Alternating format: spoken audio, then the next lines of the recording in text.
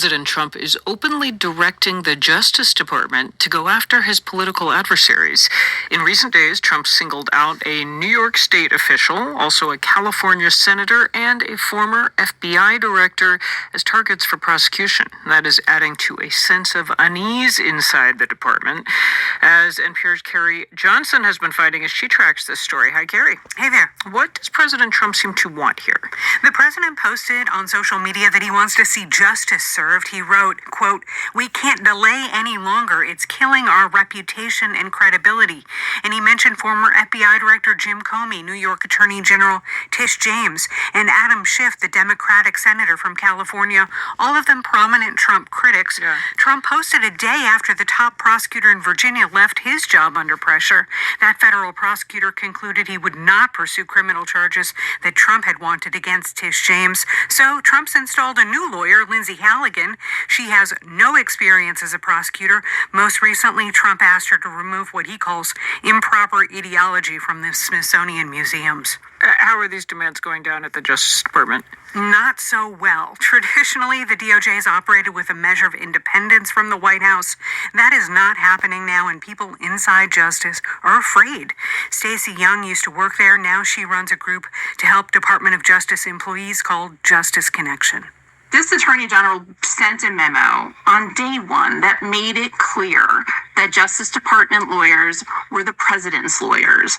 And we are now seeing how that's playing out and how dangerous it is. After all, Stacey Young says if the president's willing to fire a prosecutor for not pursuing his enemies, anybody at the Justice Department could get fired, and some lawyers have already quit because they're worried about crossing ethical lines and about how DOJ is being used as a weapon against Trump's enemies.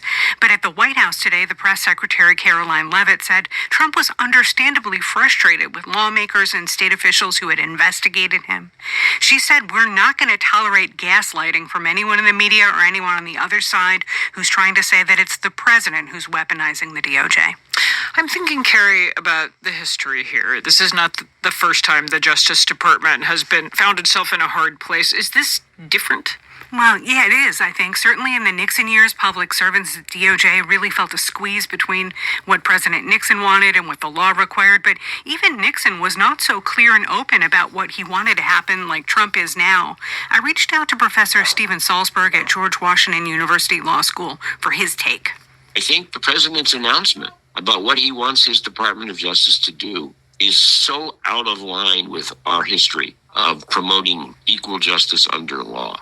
Salzberg says it looks like the Trump White House is insisting that career prosecutors use their power to make life hell for people who challenge Donald Trump, and on the other side of the coin, to drop investigations or pardon people who support the president, like the people who rioted at the Capitol 4 years ago.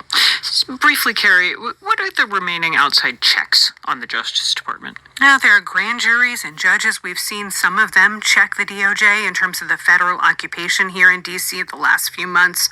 Some of that atmosphere may carry over into other cases, as some of these targets of Trump make claims of selective or vindictive prosecution. We'll have to see how judges take those cases.